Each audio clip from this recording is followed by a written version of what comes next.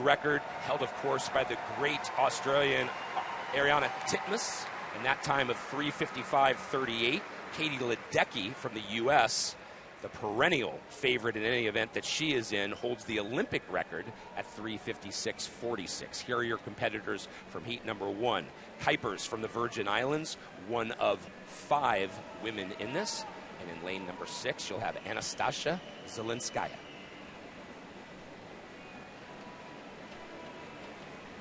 The women's middle distance freestyle has, in the last 2 Olympic cycles, had a longer event added. We'll talk about that in a moment. But there you see the world record, Ariane Titmus from Australia, 3:55.38. It's interesting when we get to the faster heats, just, 3:58, sub 4 minutes now is not in the top few. They're swimming so fast.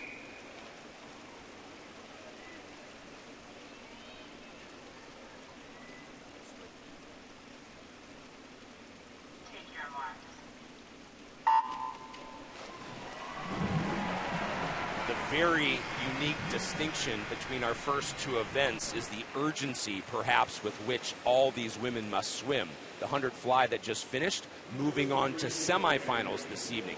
This event, however, only 8 will qualify for the finals.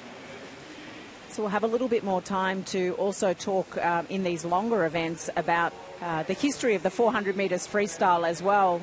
It is quite a prestigious event in Olympic competition, and it's had some very big names that have come through to win this event. The names of the likes of Janet Evans, the great American champion of the 20th century, probably arguably the best middle distance freestyler. But now we have the new names coming through. Ledecky, obviously, who is chasing records here in terms of the amount of medals to win, and Ariane Titmus looking to try to defend this 400 metres freestyle. So as we look to the 100 metre mark, is at the first 100 metre mark. We'll take a look at that split. So sub 1 minute, 59.97. So a good first 100 metres. We will talk a little bit about Leonie Mertens. She is on this national team. This is her first Olympic Games. She'll race the 400, the 1500 and the 10 kilometres open water marathon swim here in Paris. She's also the sister of Lucas Mertens that we'll see in the men's 400 metres freestyle. I don't know how often we've seen siblings race in the same event, male, female, on the same day in Olympic history. But she certainly comes from a swimming family and right now is leading this around. No problem at all in terms of where she is versus her competition. But talk a little bit, Nick, about the pacing of a 400. It used to be swum completely different. Yeah, the 400 freestyle now in this level of competition is basically a sprint. It's become an extension of a 200 metres freestyle. And we'll see that when we see the likes of Summer McIntosh, Ledecky and Titmus come up a little bit later. It's 2:02.57 at the 200 metre mark. So it's gone from, fast first 100, start to settle into a pace at in the 200 metre mark, push a little bit in the 300 so that you don't lose your pacing, and then come home really fast. It is just flat out the whole way. I mean, there really is no science to it anymore other than swim as fast as you can from the start to the finish. And if it hurts, too bad, you might get a gold medal out of it. And what I took from that is I perhaps would be a better swimmer now than I was 30 years ago because the science has gotten more simple. Yes. Were you saying you didn't have any change of pace? Well, let's talk again about Leonie Mertens. She did qualify for the World Championships, and it's an unusual year for swimmers where we've had a World Championships in the same year as an Olympic year. We haven't had that before.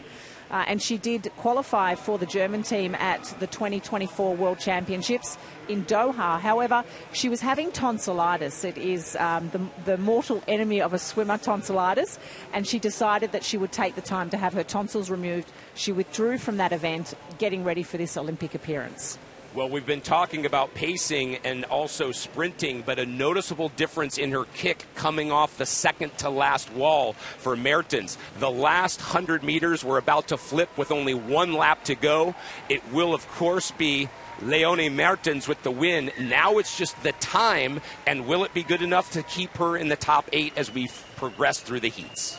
And we're watching the second place getter here in this shot as well. She's only 16 years of age, and she'll race the 400 and 800 metres freestyle here in Paris. So just a thought for the youngsters as well that are gaining great experience in Olympic competition. The crowd showing their appreciation. Less than half a lap to go for Leonie Mertens. She will win heat number 1.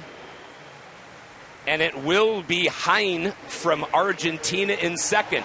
There it is, officially 4:09.62 for Mertens. And for Agustina Hein, who finishes in second, she finishes in 4:14.24. So just a little bit slower than her entry time of 4:07.81 as we see the swimmers come in now.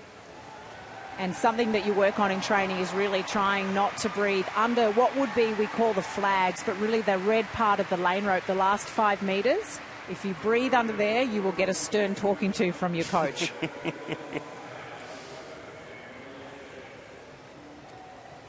Back to your point about it being a sprint. Sprinting for 4 minutes is going to tire you out.